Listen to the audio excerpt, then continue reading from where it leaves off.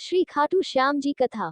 महाभारत काल में लगभग 5,500 वर्ष पहले एक महान आत्मा का अवतरण हुआ जिसे हम भीम पौत्र बर्बरीक के नाम से जानते हैं। महिसागर संगम स्थित गुप्त क्षेत्र में नवदुर गांव की सात्विक और निष्काम तपस्या कर बर्बरीक ने दिव्य बल और 3 तीर व धनुष प्राप्त किए। कुछ वर्ष उपरांत कुरुक्षेत्र में उपलब्ध नामक स्थान पर युद्ध के लिए कौरव और पांडवों की सेनाएं एकत्रित हुई।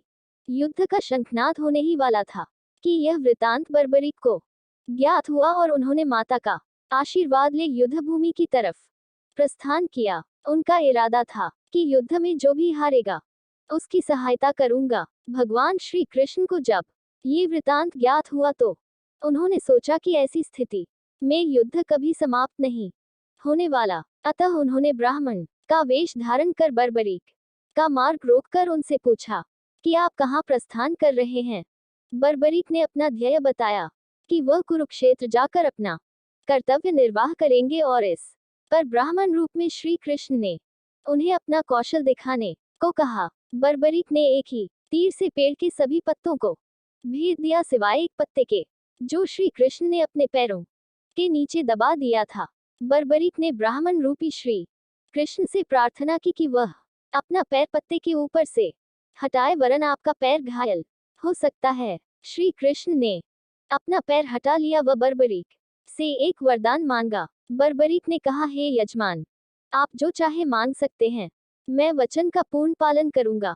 ब्राह्मण रूपी श्री कृष्ण ने शीश दान मांगा। ये सुनकर बर्बरीक तनिक भी विचलित नहीं हुए, परंतु उन्होंने श्री कृष्ण को अपने वास्तविक रूप में दर्शन देने की बात की, क्योंकि कोई भी साधारण व्यक्ति ये दान नहीं मांग सकता। तब श्री कृष्ण अपने वास्तविक रूप में प्रकट हुए।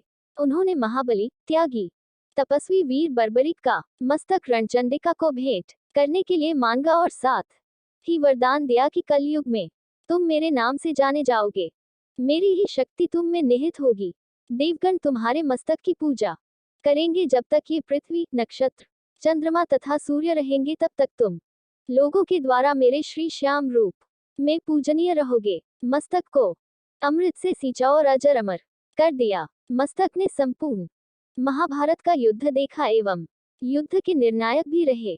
युद्ध के बाद महाबली बर्बरीक कृष्ण से आशीर्वाद लेकर अंतर्ध्यान हो गए। बहुत समय बाद कलयुग का प्रसार बढ़ते ही भगवान श्याम के वरदान से भक्तों का उद्धार करने के लिए वह खाटू में चमत्कारी रूप से प्रकट हुए।